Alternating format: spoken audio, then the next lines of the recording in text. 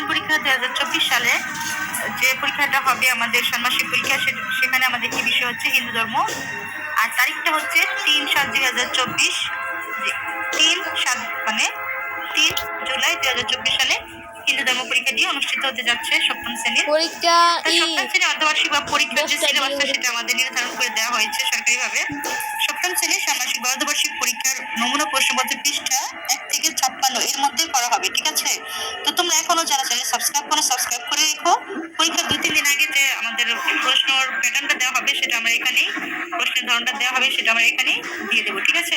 আমাদের পরীক্ষা 2 ঘন্টা হবে লিখিত এবং 3 ঘন্টা হবে আমাদের যে আমাদের অভিজ্ঞতা বা আমাদের দক্ষতা যাচাই যে করা হচ্ছে, বা আমাদের ক্লাসে যে দলীয় কাজ ব্যাপক কাজগুলো আমাদের উপস্থাপন করতে বলা হয় সেই বিষয়ের উপরে আমাদের এই কাজগুলো করাতে পারে 3 ঘন্টা, আর 2 ঘন্টা হবে সম্পূর্ণ লিখিত, ঠিক আছে? তো এখানে আসলে আমাদের কিভাবে 1 থেকে 56 পৃষ্ঠা আমাদের প্রস্তুতিটা নিতে হবে, আমরা তো সবাই ছক পূরণ করেছি। তো আজ আমরা সেই প্রস্তুতিটা সম্বন্ধে, পরীক্ষার পূর্ব প্রস্তুতি যেটা সেটা আজ আমরা আলোচনা করব। তো দেখো এখানে হিন্দু ধর্ম সম্পর্কিত ধারণা, ঠিক আছে? তো এখানে এই হিন্দু ধর্ম সম্পর্কিত ধারণা হচ্ছে 1 থেকে 15 পেজ। এর মধ্যে আমাদের প্রস্তুতি নিতে হবে। দেন ঈশ্বরের স্বরূপ, নিরাকার ও সাকার, এই 16 থেকে 28 পেজ আমাদের যে সমস্যাগুলো আছে যেগুলো করতে হবে সেটা হচ্ছে 16 থেকে 28 পেজ সমাধান করতে হবে। আর মন্ত্র, শ্লোক ও প্রার্থনামূলক কবিতা হচ্ছে 29 থেকে 34 পেজ পর্যন্ত। দেন পূজা, পার্বণ, মন্দির ও তীর্থক্ষেত্র এগুলো হচ্ছে 35 থেকে 56 পর্যন্ত, এবং এই 56 পেজ পর্যন্ত আমাদের পরীক্ষাগুলো হবে, ঠিক আছে?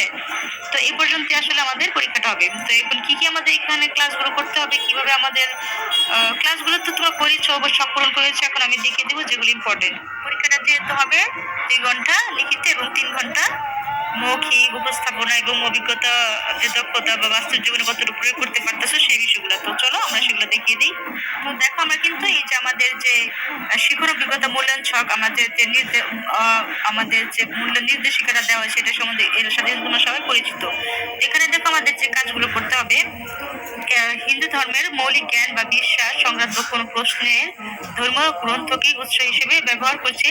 এই যে এই বিষয়গুলোর উপরে যে এতটুকু প্রমাণ করতে পারবে, প্রকাশ করতে পারবে, লিখতে পারবে, সেই প্যাটার্ন অনুযায়ী তোমাদের এই মূল্য নির্ধারণ করা হবে, মান নির্ণয় করা হবে এই চিহ্নগুলো চতুর্ভুজ বৃত্ত ত্রিভুজ দিয়ে, ঠিক না? তো এখানে দেখো আমাদের যে পেজগুলো উল্লেখ করা আছে সেই পেজগুলো কিন্তু আমাদের জন্য অনেক ইম্পর্টেন্ট। যেমন বেদ থেকে হিন্দু ধর্ম সম্পর্কিত মৌলিক জ্ঞান আহরণ করে সচেতন হচ্ছে কিনা, পাঠ্যপুস্তকের 6 নং পৃষ্ঠা সমাধান। তারপর দেখো পাঠ্যপুস্তকের 15 নং পৃষ্ঠা একটা সমাধান আছে, ঠিক আছে? এগুলো কিন্তু উল্লেখ করা আছে, এগুলো কিন্তু অনেক ইম্পর্টেন্ট এই পেজগুলো যেগুলো উল্লেখ করা আছে। তারপর দেখো আছে সেশন 4 থেকে 5, সেশন 6, তারপরে সেশন 6 এই বিষয়গুলো কিন্তু অনেক ইম্পর্টেন্ট। তারপর এই দেখো এখানে কিন্তু সেশনগুলো উল্লেখ করা আছে, 6 থেকে 7 সেশন হচ্ছে আমাদের অভিজ্ঞতা নং 2, এবং আমাদের যে দ্বিতীয় অধ্যায়টা সেটা ঈশ্বরের স্বরূপ, নিরাকার ও সাকার, ঠিক আছে? এই অধ্যায়ের যে কাজগুলো আমাদের করতে হবে সেগুলো দেখো এখানে সেশনগুলো দিয়ে দিয়েছে, যে সেশনের কাজগুলো আমাদের বেশি বেশি করতে হবে, যে 5 থেকে 6 সেশন। দেখেছো 5 থেকে 6 সেশনটা অনেক ইম্পর্টেন্ট। তারপরে চতুর্থ দেখো পূজা, পার্বণ, মন্দির ও তীর্থক্ষেত্র, এখানে দেখো উল্লেখ করা আছে সেশন 9।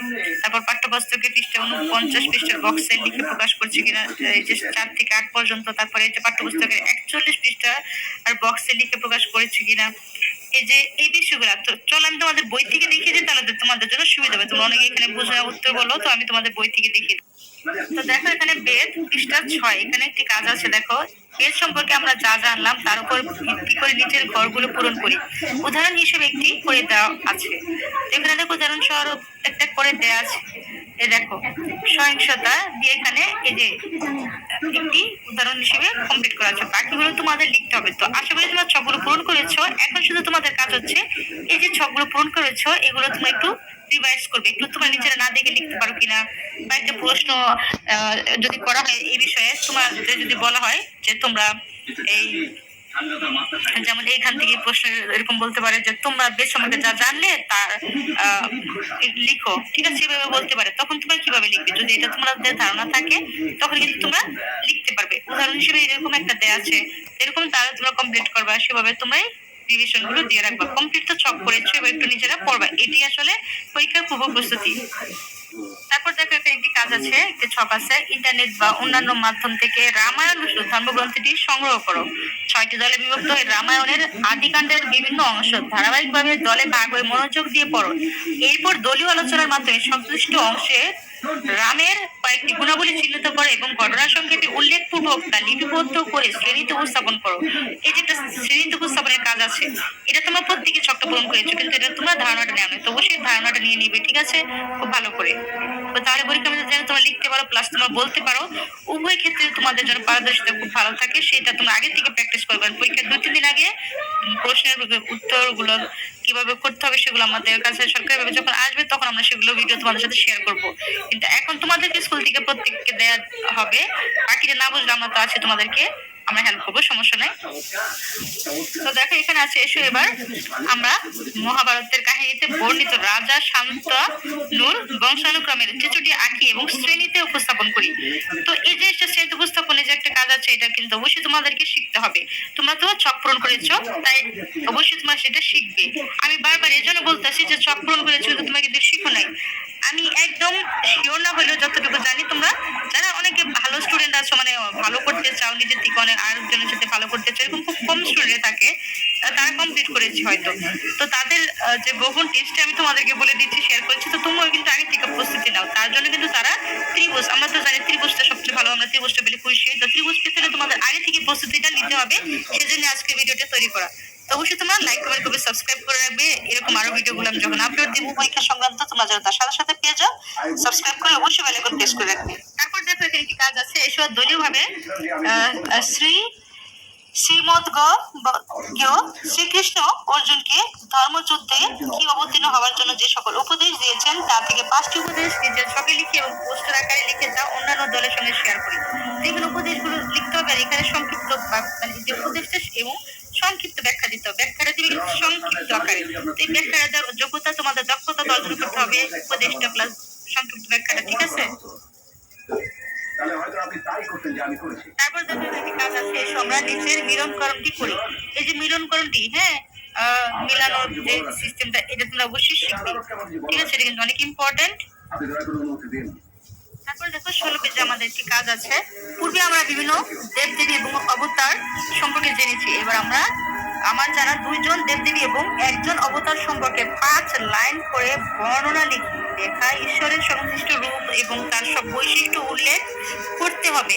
লেখা শেষে প্রত্যেককেই শ্রেণীতে উপস্থাপন করি এবং অন্যের মতামত শুনি। তো এই যে এই বিষয়টা তোমরা কিন্তু প্রত্যেকে এই বিষয়টা লিখে ছক পূরণ করেছো, কিন্তু আদৌ কি তোমরা এগুলো কমপ্লিট করেছো, মানে পড়েছো?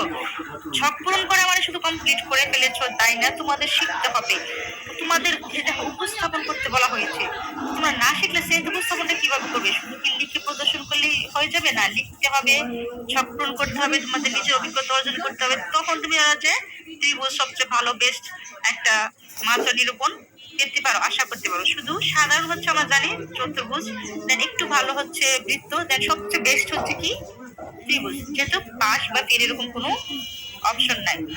তো আশা করি তোমরা বুঝতে পারতেছো, এই বিষয়গুলো তোমরা খুব ভালো মতো পড়বে। তারপর দেখো এখানে আছে উপরে বর্ণিত বিভিন্ন দেবদেবীর সম্পর্কে যা জানলাম, এসো তার আলোকে নিচের ঘরগুলো পূরণ করি। তো এখানে দেখো দেবদেবীর দৃশ্যমান বৈশিষ্ট্য, আরাধনার কারণ, বাহন, পূজার সময়, এখানে দেখো বিশ্বকর্মা দেবতা, তারপর আছে এই যে এই দেবীর যে এই নামগুলো আছে, তোমরা এই অনুযায়ী তোমাদের যে দৃশ্যমান বৈশিষ্ট্যগুলো, আরাধনার কারণ, বাহন, হ্যাঁ, পূজার সময় কোন পূজা কখন হয়, ঠিক আছে, এবং বাহন, বাহনটা কি ছিল, আরাধনার কারণটা কি, এই যে বিষয়গুলো তোমাদের এখানে শেয়ার করতে হবে। এবং এগুলোর উপরে তোমাদের ধারণাটা না দেখে কতটুকু তুমি লিখতে পারতেছো, সব তো দেখে দেখে বুঝে না বুঝে পূরণ করে ফেলেছো, এখন তোমাদের নিজেরা কতটুকু সঠিকভাবে সবগুলো তথ্য না দেখে লিখতে পারো। তো একটা প্রশ্ন করা হলো যে এই যে এরকম একটা প্রশ্ন করা হলো যে বিভিন্ন দেবদেবী সম্পর্কে যা জানো তা লিখো। হ্যাঁ, তখন ওনাদের সম্বন্ধে তুমি যে লিখবা, এই যে এরকম ছকটা যে একটা তোমাদের লিখতে হবে, তখন তুমি যদি তোমাদের না পড়ো, না প্র্যাকটিস করো, পারবে না, তাই তোমাদের নিজেদেরও প্র্যাকটিস করতে হবে। তো এটা ছিল আমাদের 20 পেজের ছকটি, ঠিক আছে। তো 20 পেজের এই ছকটি কিন্তু অনেক ইম্পর্টেন্ট, এটা করবে। দেন এখন আমরা আসলাম 21 পেজে দেখো একটি কাজ আছে। আমরা ষষ্ঠ শ্রেণীতে অবতার সম্পর্কে জেনেছি। পূর্বের জ্ঞানের আলোকে অবতারগণ কেন পৃথিবীতে আবির্ভূত হন তা নিয়ে নিজের ভাবনাগুলো নিচের বক্সে লিখি। তো দেখো এটা কিন্তু একটা প্রশ্ন আকার, ঠিক আছে, এটা কিন্তু প্রশ্ন আকারে তোমাদের আসতে পারে, তাই এটা তোমাদের কি করতে হবে, পড়তে হবে, লিখতে হবে না দেখে, যে আমি দেখি লিখতে পারি কিনা, আমি দেখি উপস্থাপন করতে পারি কিনা, বলতে পারি কিনা, লিখতে পারা, বলতে পারা, সকল প্রকার দক্ষতা তোমাদের অর্জন করতে হবে। তারপরে দেখো 28 পেজে আমাদের একটি কাজ আছে। 28 পেজের এই কাজটি আমাদের কমপ্লিট করতে হবে। অবতারগণ বিষ্ণুর কততম অবতার, তারপরে মানব মানব যে কল্যাণের করা কাজগুলো কি সেগুলো এখানে লিখতে হবে। এখানে যে বামন অবতারের বিষ্ণুর যে কততম অবতার, এই কততম সেটা লিখতে হবে এবং এখানে মানব কল্যাণের করা কাজগুলো লিখতে হবে। তো এই বিষয়টা তোমরা লিখেছো, এখন তুমি কিন্তু প্র্যাকটিস করনি, তাই প্র্যাকটিস করার জন্য বলতেছি। যেমন এখানে এটা কিন্তু প্রশ্ন আকারে কাজ করবে, ঠিক আছে? যে এখানে বলা আছে আমরা বামন অবতার, পরশুরাম অবতার, রাম অবতার, বলরাম অবতার, বুদ্ধ অবতার এবং সর্বশেষ কল্কি অবতারের বিষয়ে জানলাম। এসে এবার নিজের ছকটি পূরণ করি। তো এই যে ওনাদের সম্বন্ধে যে ছকটি পূরণ করতে বলা হয়েছে এগুলো তোমরা অবশ্যই পূরণ করবে এবং শখ তো পূরণ করেছে আমি জানি, কিন্তু তোমরা কষ্ট করে একটু সেগুলো প্র্যাকটিস করবে। না দেখে ওনাদের যে কাজ মানে উনি যে যে কাজগুলো করেছেন এই কাজগুলো এখানে দেখো ছক অনুযায়ী কিন্তু উল্লেখ করতে বলা হয়েছে। তো আশা করি তোমরা সেই কাজটা করবে এবং বুঝতে পেরেছো কিভাবে তোমাদের প্র্যাকটিস করতে হবে এবং যেন তোমরা বলতে পারো, যা লিখেছো তা যেন বলতে পারো সেটাও প্র্যাকটিস করে রাখবে। যদি মৌখিক ধরে বা তোমাদের দক্ষতাটা অর্জন করে বা যদি বলে তোমাদের বাস্তব জীবনে কত প্রয়োগ করো